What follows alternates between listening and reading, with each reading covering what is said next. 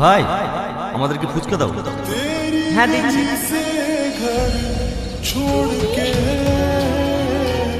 তুমি এখানে? আজ 3 বছর ধরে তোমাকে আমি পাগলের মতো খুঁজে বেড়াচ্ছি। তোমার কি আমার কথা একটুও মনে পড়েনি? আরে আরে এ কি করছেন আপনি? আপনি তো আমাকে চিনিনি। ছাড়েন ছাড়েন বলছি, ছাড়েন।